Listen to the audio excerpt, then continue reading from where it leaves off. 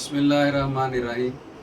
मैं हूं काशिफ मुनीर एडवोकेट। एक नए केस लॉ के साथ हाज़िर हूं। केस लॉ है ऑर्डर 37 का जो दावा दायर होता है सेशन कोर्ट में पर बनाए चेक या प्रनोट। इसको समरी सूट भी कहा जाता है। ऑनरेबल हाई कोर्ट ने इसके दो पोर्शन किए हैं। पहला पोर्शन जो है वो समरी ट्रायल के तौर पर होता है, जिसमें डिफेंडेंट जो है अगर उसे नोटिस मिलता है और वो 10 दिन के अंदर अंदर leave to defend trial court में जमा करवा देता है और उसके बाद शहादतें शुरू हो जाती हैं। तो जो पहली प्रोसीडिंग है उसको समरी ट्रायल कहते हैं और जो बाद वाली प्रोसीडिंग है फिर वो नॉर्मली जैसे कोर्ट में डॉक्यूमेंट्स पेश होते हैं, एविडेंस पेश होती है, वैसे चला जाता है। इसमें ऑनरेबल हाई कोर्ट की जजमेंट है 2025 LHC 5935, पेज है 5935। समरी सूट है अंडर ऑर्डर 37 CPC।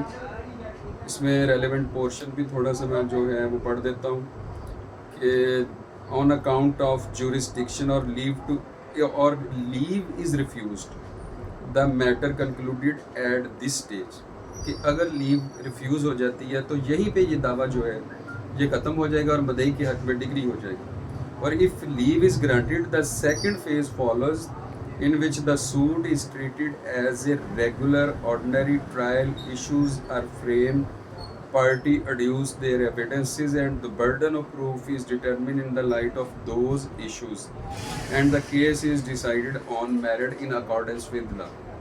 तो इस तरह ये बात सामने आई कि ऑर्डर 37 का जो दावा है इसके दो हिस्से हैं। पहला हिस्सा बतौर समरी ट्रायल जहाँ पर लीव टू डिफेंड है, जहाँ पर एक बात जो है वो बड़ी समझने के लिए है कि अगर दावा यकतरफ़ा भी हो जाता है और आप मनसूखी कार्रवाई यकतरफ़ा की एप्लीकेशन गुजारते हैं और 10 दिन के अंदर अंदर आपको ये एप्लीकेशन तामील से या नॉलेज से गुजारनी चाहिए और इसके साथ साथ लीव टू डिफेंड भी साथ ही देनी चाहिए।